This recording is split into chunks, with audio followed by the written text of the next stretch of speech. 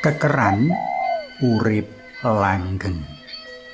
Panglimbang 5 menit dina Setupon tanggal 22 November taun 2020. Kapethik saka Injil Lukas bab 20 ayat 17 tekan ayat 40.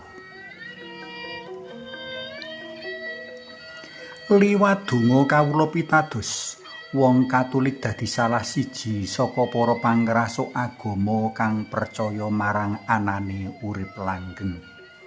Pangandel bab urip mulya langgeng tansah dadi punjer kapitayan sarta gegayuhan pungkasaning wong Katulik. Marga kepengin urip mulya langgeng, wong Katulik sengkut tandang gawe lan tresnani selaras karo kersane kang nguwasani urip kalanggengan.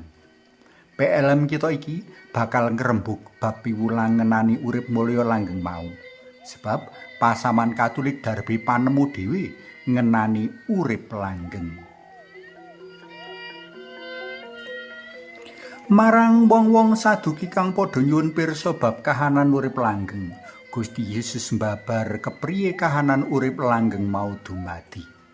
Nanging wong kang kaanggep pantes antuk bagian jroning donya kang beda mau lan jroning katangekake saka antarane wong mati, ora kawin lan ora kakawinake. Sebab wong-wong mau wis ora mati maneh.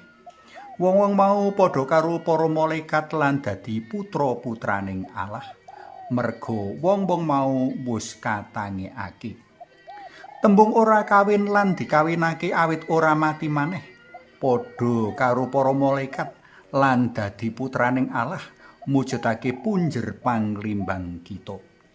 Saka sawetara ngelmu kang ndak angsu saka sawetara sumber, sabda dalem Gusti iki bisa kajelentrehake mengkene. Sepisan urip langgeng wis dadi pesthi kanggo para pendherek dalem Gusti. Masalah yaiku menawa pesthi mono ana loro, mulya langgeng lan sangsara langgeng. Dadi ora kabeh pendherek dalem Gusti pinilih ngenyam urip mulya langgeng. Monggo sami kabedakake karo pasemon bab jala utawa pasemon bab wedhus gembel lan wedhus Jawa. Kanggo kang pinilih ngenyam kamulyan langgeng bakal katangakake jiwa lan ragane kaya dene Gusti Yesus kang uga wungu kanthi jiwa lan raga sampurna. Kalanggengan wis ora butuh panerus utawa sempulure brayat, mura ya ora mranakake. Kabeh warga swarga mujudake brayat putra-putraning Allah. Dene kang ora kapilih urip mulya langgeng ya kudu nampa nangsipe sangsara langgeng. Kapindho, para pendherek dalam Gusti kang pinilih urip mulya langgeng kahanane sampurna anane. Tegese jiwa ragane bakal kalih saka luwe lara sangsara inggo pati. Marga sih nugraha dalam Gusti wis ngalisake kabeh mau saka jiwa ragane wong-wong percaya. Katelu, para pendherek dalem kang pinilih urip mulya langgeng kaya malaikat sacara rohani. Awit saka banget sucine jiwa ragane dadi endah sumunar kaya kang ginambar ing prastawa transfigurasi ing Gunung Tabor kae. Iki dumadi jer jiwa mau wis ngliwati kahanan ajur lan rusak, sewaliki wis dadi becik lan endah salawasi.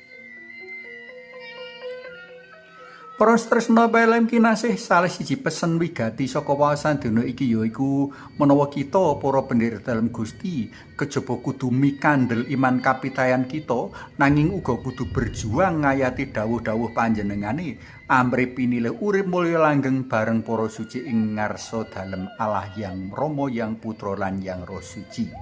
Dawuh kang paling wigati yaiku dadiya sampurna kaya ramamu ing swarga sampurna anane. Suami sami munjuk, kujung asma dalem yang Rama, so yang Putra, tuwin yang Roh Suci. Amin. Kawula pitados sing yang Roh Suci, pasaman Katulik ingkang suci, lan panunggiling para suci, pangapuntening dosa, tangining badan, saha gesang langgeng. Amin. Kunjung asma dalem yang Rama, so yang Putra, tuwin yang Roh Suci. Amin.